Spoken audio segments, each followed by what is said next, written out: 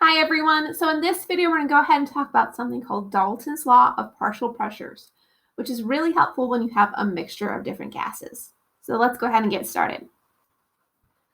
So the first thing we need to know is, what is a partial pressure? Well, the partial pressure is the pressure exerted by one gas in a whole mixture of gases. And we can actually calculate this value by multiplying the total pressure of that gas mixture by the mole fraction of that particular gas. Now we can calculate mole fraction by taking the moles of that gas divided by the total moles of gas in the whole mixture. And we can find the partial pressure of that gas by taking the total pressure times the mole fraction. So let's go ahead and do an example where we actually go ahead and calculate the mole fraction. Okay, so let's go ahead and try some examples of Dalton's law.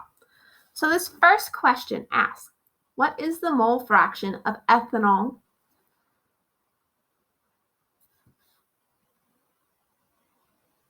Okay, so for our first example, we are asked, what is the mole fraction of ethanol in a solution prepared by dissolving 75.0 grams of ethanol in 75.0 grams of water?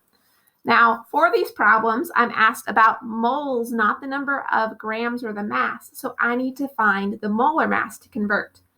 Remember, for molar mass, you take the mass of each of the individual elements, multiply by the number of atoms of that element you have, and then add them up. So I already did this step. The molar mass of ethanol is 46.07 grams per mole, and the molar mass of water is 18.01 grams per mole.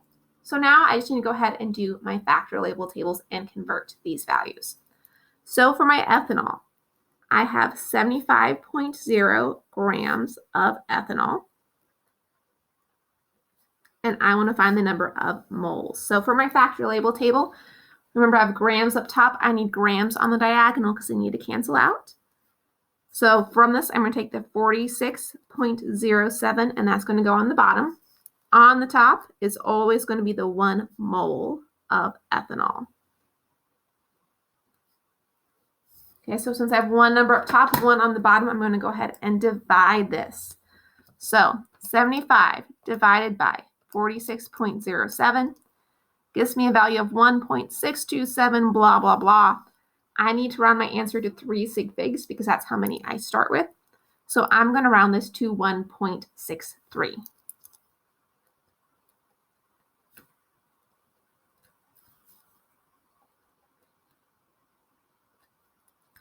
Now I'm going to do the exact same steps for my water. My given, again, 75 grams, goes into the first box. This time I'm going to have the different molar mass, that 18.01 grams per 1 mole.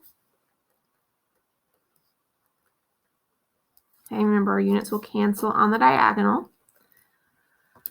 So now I'm going to take 75 and divide it by 18.01. So that gives me 4.16 moles of water.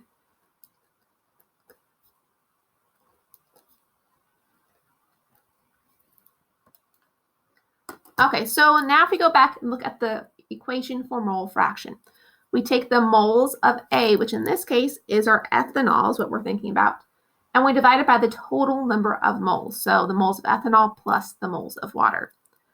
So our mole fraction of ethanol is going to be equal to 1.63 moles of my ethanol divided by the sum of 1.63 plus 4.16.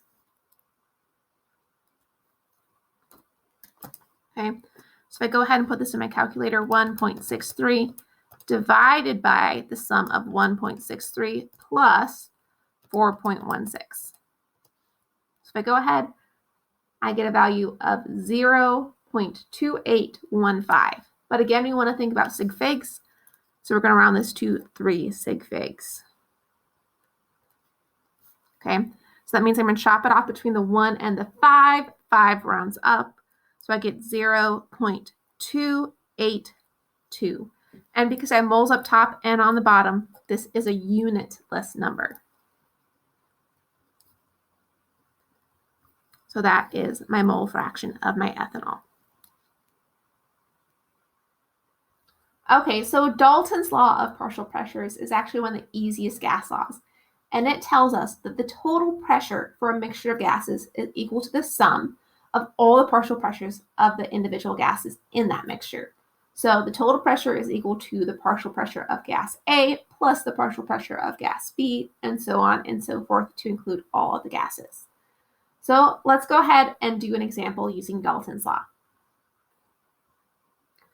Okay, so for example 2, if a gas mixture has a total pressure of 1.75 atmospheres, and one of the component gases has a partial pressure of 1.25 atmospheres, what is the pressure of the second gas? So in this case, I'm going to simplify Dalton's law a little bit. I don't care about any of the subsequent gases. I just care about the first two. Now I know that my total pressure is 1.75 atmospheres, and I know that the first one is 1.25. So I just need to go ahead and plug values into my equation. So 1.75 atmospheres is equal to 1.25 atmospheres plus some other partial pressure.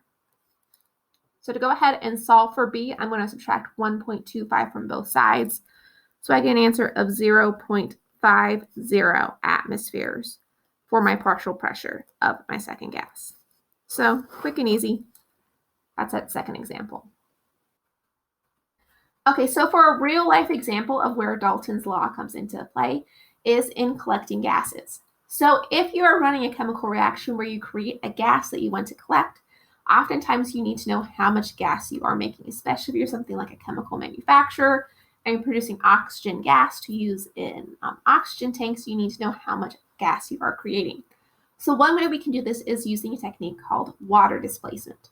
So in this process, we have the gas basically push the water out of a container, and by measuring how much water we have left, we can figure out how much gas we have.